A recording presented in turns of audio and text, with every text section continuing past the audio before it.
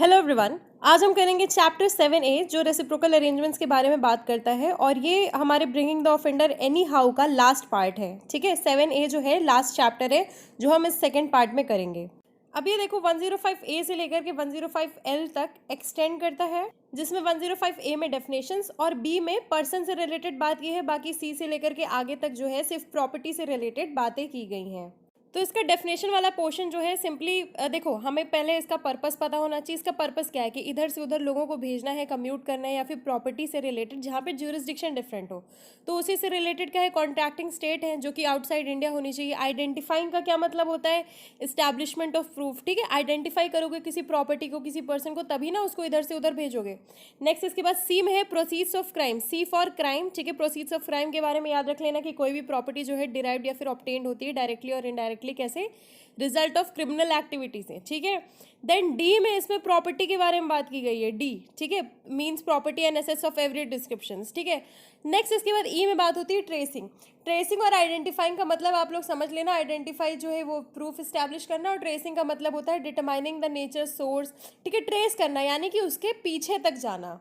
Next इसके बाद आता है 105B जो कि बात करता है assistance in securing transfer of persons. ठीक है, पर्सन्स के ट्रांसफर के बारे में बात होती है। तो इसमें क्या है कि देखो, वारंट इशू हो जाएगा किस चीज़ का, अरेस्ट का, कि कोई भी पर्सन जो है उसको अटेंड करना है या फिर प्रोड्यूस करनी है कोई भी डॉक्यूमेंट, तो उसको कैसे एग्जीक्यूट किया जाएगा, कोई भी प्लेस। और वो कौन सी प्लेस होनी चाहिए, कॉन्ट्रैक्टिंग स्टेट। अब देखो, इसको बाहर भेजना है तो कॉन्ट्रैक्टिंग स्टेट होनी चाहिए।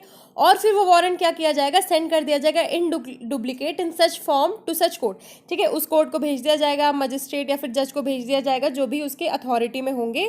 और फिर इसके बाद वो क्या करेंगे, सेंट्रल गवर्नमेंट में बाय नोटिफिकेशन स्पेसिफाई करेगी कि उसके आगे क्या करना है। ठीक है, उसको कैसे एग्जीक्यूट करना है। अब देखो, हमें ये तो पता चल गया कि वारंट ऑफ अरेस्ट आएगा तो उसको कैसे इन डुप्लीकेट में भेजना है। बट इसके बाद अब देखो, वारंट ऑफ अरेस्ट आया है, कैसे, क्यों आएगा। सबसे पहले ये तो अगर कोर्स ऑफ इन्वेस्टिगेशन में कोई एप्लीकेशन आती है कि अटेंडेंस ऑफ पर्सन ज़रूरी है, ठीक है, रिक्वायर्ड है, और कोर्ट को भी सेटिस्फैक्शन है कि हाँ ठीक है उसकी अटेंडेंस ज़रूरी है, तो समन्स या फिर वारंट जो है डुप्लीकेट में भेज दिए जाएंगे। और किसके थ्रू भेजे जाएंगे, सेंट्रल गवर्नमेंट के थ्रू। ठीक है, और कैसे भेजे जाएंगे, बाय नोटिफिकेशन, जैसे भी सेंट्रल गवर्नमेंट स्पेसिफाई करती है। अब रही बात जब वारंट ऑफ अरेस्ट आएगा यानी कि रिसीव किया जाएगा, तो क्या होगा, तो भी वैसे ही डॉक्यूमेंट वगैरह आएंगी उस इंसान को प्रोड्यूस करने के लिए, उसको भेजा जाएगा इन्वेस्टिगेशन के पर्पज से, है ना। And the same shall be executed as if it is the warrant received by it from another court in India for execution within its local limits. ऐसे ट्रीट किया जाएगा कि जैसे खुद ने खुद को भेजा है, और ऐसे उधर भी ट्रीट किया जाएगा जैसे कि उन्होंने खुद को ही भेजा है। ठीक है, नेक्स्ट इसके बाद प्रिजनर से रिलेटेड चीज़ें आ जाती हैं कि अगर पर्सन ट्रांसफर करना है और वो प्रिजनर है, ठीक है, इंडियन कोर्ट में अगर प्रिजनर है तो क्या होगा, गवर्नमेंट कंडीशंस लगाएगी जैसा भी उन्हें सही लगेगा। और अगर पर्सन ट्रांसफर कर दिया जाता है, पर्सन ट्रांसफर टू इंडिया, यानी कि वहाँ बाहर का इंसान जो है वो इंडिया ट्रांसफर कर दिया जाता है, और वो प्रिजनर जो है वो कॉन्ट्रैक्टिंग स्टेट का है, तो इंडिया भी इंश्योर करेगा कि सारी कंडीशंस जो वो लोग लगा रहे हैं वो कंप्लाई की जाए। अब पर्सन से रिलेटेड बात खत्म हो गई है और प्रॉपर्टी से रिलेटेड बात स्टार्ट हो गई है। अब इस प्रॉपर्टी से रिलेटेड सबसे पहले क्या माना जा रहा है कि assistance in relation to orders of attachment और फोरफीचर ऑफ प्रॉपर्टी। कोई ऑर्डर है अटैचमेंट का या फिर फोरफीचर ऑफ प्रॉपर्टी से रिलेटेड है, और अगर कोर्ट को क्या लगता है, इन इंडिया में रीजनेबल ग्राउंड्स लगते हैं, ठीक है, उनको बिलीव होता है कि ये जो प्रॉपर्टी है obtained by any person is derived और ऑब्टेन्ड डायरेक्टली और indirectly bye such person from the commission of an offence. ठीक है, कि कोई ऑफेंस से उसके पास प्रॉपर्टी आई है, या फिर क्या है कि हाँ ऑफेंस से रिलेटेड कोई प्रॉपर्टी आई है, तो ऑर्डर कर देगा अटैचमेंट या फिर forfeiture of property as it may deem fit under the provisions of section 105 to 105J। ठीक है, जे तक प्रॉपर्टी से रिलेटेड बात होती है। नेक्स्ट इसके बाद है जहाँ पे भी कोर्ट क्या करेगा, ऑर्डर करेगा अटैचमेंट या फिर फोरफीचर ऑफ प्रॉपर्टी से रिलेटेड। ठीक है, and such property suspected to be in contracting state. अब देखो, पहला क्या हो गया कि प्रॉपर्टी जो है उन्हें अटैचमेंट या फिर फोरफीचर करनी है, पहले सबसेक्शन में बता दिया गया है उसका पर्पस, कि पर्पस क्या होगा, commission of an offence. Second में बताया गया कि अब वही प्रॉपर्टी जो है वो किसी कॉन्ट्रैक्टिंग स्टेट में है, तो वो क्या करेंगे, इशू करेंगे एक letter of request. Obviously request करेंगे उस कोर्ट को, बगल वाले कोर्ट को, ठीक है, जो कि कॉन्ट्रैक्टिंग स्टेट में होगा, कि इस ऑर्डर को एग्जीक्यूट करिए आप, क्योंकि हम तो कर नहीं सकते, हमारा ज्यूरिसडिक्शन नहीं है। नेक्स्ट इसके बाद है, अब जहाँ पे letter of request is received by the central government, ठीक है, सामने वाली कंट्री से अपने कंट्री में रिसीव की जाती है, तो सेंट्रल गवर्नमेंट उस लेटर को क्या कर देंगे, फॉरवर्ड कर देंगे कोर्ट को, जिनके पास ज्यूरिसडिक्शन है ना, for the execution in accordance with the provision of section 105 to 105J। ठीक है, हमारे यहाँ अगर कुछ आएगा तो उसको वैसे ही डील किया जाएगा जैसे इन सेक्शंस में लिखा है, डी से लेकर के जे तक। अब सेक्शन 105D में बात होती है आइडेंटिफाइंग अनलॉफुली एक्वायर्ड प्रॉपर्टी, ठीक है। अब प्रॉपर्टी को सीज तो करना है, ठीक है, उसको अटैच तो करने वाली बात हो गई है। अब नेक्स्ट इसके बाद बात हो रही है कि अब उस प्रॉपर्टी को आइडेंटिफाई करना है, तो कोर्ट ऑर्डर कर देगा 105C की वाली प्रॉपर्टी को कि ट्रेस करो, आइडेंटिफाई करो ऐसी कोई प्रॉपर्टी। फिर इसके बाद उसको आइडेंटिफाई करने के लिए सारे नेसेसरी स्टेप्स ले लिए जाएंगे, जैसे कि इंक्वायरी, इन्वेस्टिगेशन या सर्वे, और उसको कैसे कैरी किया जाएगा, direction issued by the court के अकॉर्डिंग। अब 105D में उस प्रॉपर्टी को क्या है, आइडेंटिफाई कर लिया गया है। तो 105E में सीजर या फिर अटैचमेंट ऑफ प्रॉपर्टी की बात हो रही है। अब सीजर और अटैचमेंट ऑफ प्रॉपर्टी के लिए सबसेक्शन 1 में उसका पर्पस दिया गया है कि कोई भी प्रॉपर्टी ऐसी है और डर है कि वो प्रॉपर्टी जो है कंसील कर दी जाएगी, ट्रांसफर कर दी जाएगी किसी और ज्यूरिसडिक्शन में, ठीक है, और रिजल्ट क्या होगा, डिस्पोजल ऑफ सच प्रॉपर्टी, यानी कि वो प्रॉपर्टी गायब हो जाएगी, तो उसको ऑर्डर कर दिया जाएगा सीज करने के लिए। और जहां पे प्रैक्टिकेबल नहीं होगा सीज करना, तो ही में make an order of attachment, ठीक है, सीज नहीं हो पाएगी प्रॉपर्टी तो अटैच हो जाएगी। साथ ही उसका ऑर्डर हो जाएगा कि उस प्रॉपर्टी को क्या है, ट्रांसफर वगैरह ना किया जाए। और इसका एक्सेप्शन ये है कि प्रायर परमिशन ऑफ ऑफिसर या फिर कोर्ट वगैरह ले लो। नेक्स्ट इसके बाद है, अगर कोई भी ऑर्डर आता है इस सबसेक्शन के अकॉर्डिंग, ठीक है, 1 में, कि shall have no effect unless the said order is confirmed by the court within a period of 30 days।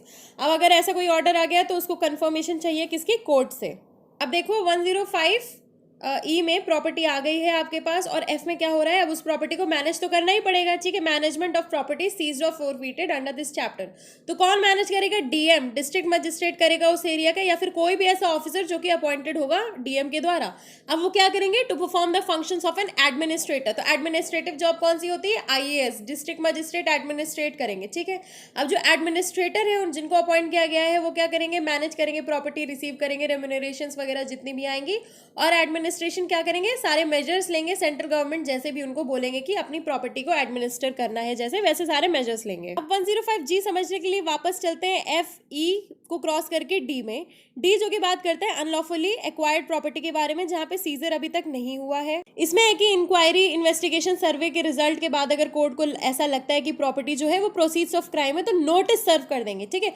Notice serve करेंगे सामने वाले इंसान के पास कि 30 दिन में तुम नोटिस लो और स्पेसिफाई करो कि ये सारी इनकम तुम्हारे पास कहाँ से आई, ये सारी प्रॉपर्टी को लेने के लिए, और शो कॉज करो कि हम इस प्रॉपर्टी को जब्त क्यों ना करें, ठीक है, कि ये प्रॉपर्टी जो है प्रोसीड्स ऑफ क्राइम क्यों नहीं है, और इसको फोरफीट क्यों ना किया जाए सेंट्रल गवर्नमेंट के टूवर्ड्स।